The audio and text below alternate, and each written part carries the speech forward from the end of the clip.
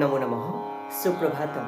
শ্ৰীমৎ ভগবত গীতামৃত আজি শ্ৰীমৎ ভগবত গীতাৰ বিশ্বৰূপ দৰ্শন নামৰ একাদশ অধ্যায়ৰ ত্ৰয়োবিংশতি সংখ্যক শ্লোক। এই বিশিষ্ট শ্লোকভাগী হৈছে এনেধৰণৰ: ৰূপং মহত্তে বহুবক্ত্ৰনেত্ৰং মহাবাহো বহুবাহুৰূপাদম বহুদৰং বহুদংস্ত্ৰাকৰালং দৃष्ट्वा লোকাঃ প্ৰব্যথিতাস্তথাহম।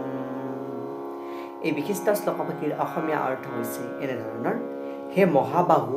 আপোনাৰ বহু মুখ, বহু নেত্ৰযুক্ত, বহুতো বাহু, উৰু আৰু চৰণযুক্ত,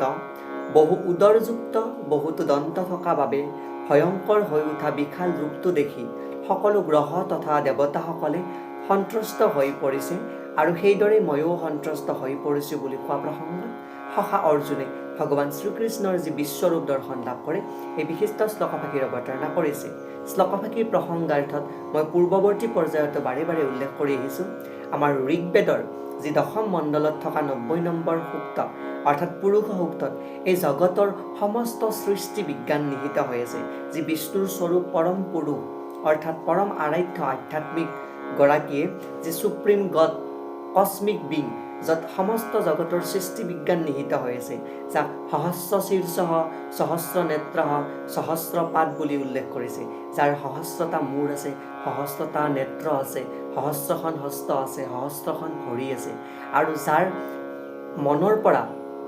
আত্মাৰ সৃষ্টি হৈছে, আত্মাৰ পৰা মনৰ সৃষ্টি হৈছে, আৰু যাৰ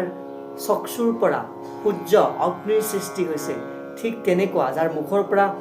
বামনৰ সৃষ্টি হৈছে, যাৰ বাহুৰ পৰা বা ভুজাৰ পৰা সৃষ্টি হৈছে ক্ষত্ৰিয়ৰ, যাৰ উৰুৰ পৰা সৃষ্টি হৈছে বৈশ্যৰ, আৰু পাদৰ পৰা সৃষ্টি হৈছে ক্ষুদ্ৰৰ, ঠিক তেনেকুৱা কস্মিক বিং অৰ্থাৎ পৰম পুৰুষগৰাকীৰ বৰ্ণনা ইয়াতে উপস্থাপন কৰিছে, যাৰ এই বিশাল ৰূপ দৰ্শন লাভ কৰি সকলোৱে আচম্বিত হৈ পৰিছে বুলি ইয়াতে উপস্থাপন কৰিব পাৰি। এয়াই উক্ত বিশিষ্ট শ্লোকভাগীৰ সৰল গুণাৰ্থ।